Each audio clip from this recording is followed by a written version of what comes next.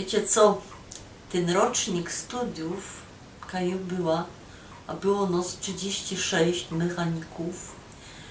Prawie żaden z nas nie robił w swoim fachu. A jak pora niedobitków faktycznie jako mechaniki, to potem ich dziecka też poszli w inną stronę, w artystów. I oby wam mogła sprawiać niesamowite historie, co te ludzie z naszych studiów robią, ale opowiem wam o trzech, troszkę. Jeden, który miał średnio 5,0, on założył pierwszą w Polsce firmę coachingową. Dla tych, co nie wiedzą, co to jest coach i coaching, to nie to, co myślicie, że ta kozofa na której się leży. Poszukajcie sobie w internecie. A jeden zaś, który tak przeskakiwał z roku na rok, od którego żem dostała to jest dachówka. To jest od w zasadzie 30 paru roków znanym rzeźbiarzem.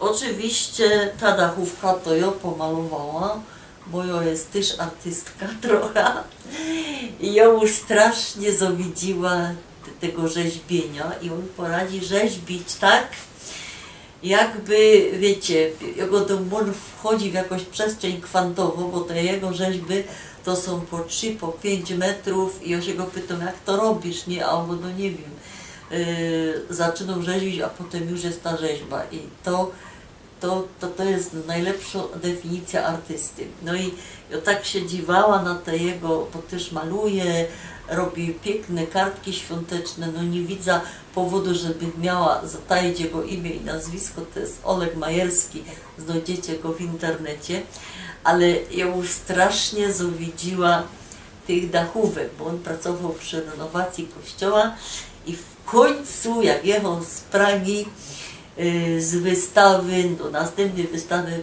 był u mnie całe 15 minut na bezuchu i taką dachówka mi jedna przywiózł. No i ja się myślę, Jerona, my wszyscy tak malujemy, robimy cosik, no to ja ta dachówka też dzisiaj w nocy pomalowała, a wtosik ją dostanie i ten wtosik, on wie, kto to dostanie. Nazwała to Raj na dachu. Dachówka ma 150 roków, a raj na dachu ma pora godzin. No to jak sam jest księżyc, to po jakiemu sam są ptoki. To są słowiki. Ale ja robię od no przynajmniej 10 roków ikony. Robię, nie piszę, bo to nie jest to samo. Ja je robię metodą dekupażu. To się też poradzicie znaleźć w internecie i mam taką misję, że ja te ikony właściwie nie przedową, a rozdową, bo jakże wam kiedyś w jakimś filmie go dała, każdy z nas chce zostawić ślad po sobie. To już nie piszcie po murach, to piszcie ikony i rozdawajcie, albo róbcie takie właśnie rzeczy, które możecie komuś dać. Jak pomrzecie, to będą was wspominać. Ale przy okazji trochę żech się o tych ikonach nauczyła. No i tak się by wydawało, nie, że sami Matka Boska, Pan Jezusek, ale to jest kopia ikony, którą namalował taki znany rosyjski artysta Rublow. I on złamał kanon. Mianowicie, ponieważ Pan Jezusek był Bogiem, to zawsze malowali w oddaleniu te dwie postaci, czyli Matka Boska miała ten zaszczyt, że ona trzymała na rękach Pana Boga, czyli on był taki oddalony, taki surowy i nawet jedna ikona zrobiła, kiedy te dziecko miało twarz starca, a Rublow złamał ten kanon.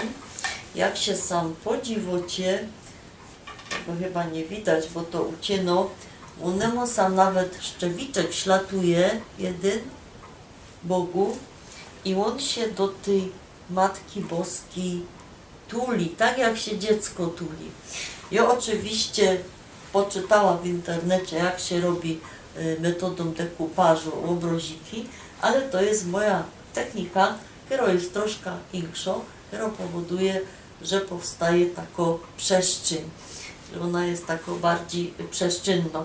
No i że ją sam też poozdabiała, poprzyklejała takie części z moich bransoletek, także ona nie jest moc cynna, chyba przez to, że ją zrobiła.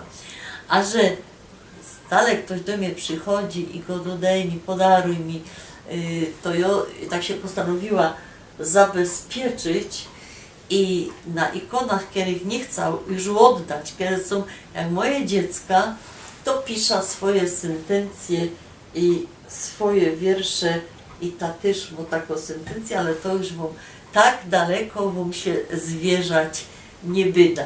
Także może obudza kogoś do tego, żeby zrobił coś swojego własnego do kogoś drugiego i to będzie bardziej werciło niż psuł, niszczył albo hejtował, nie?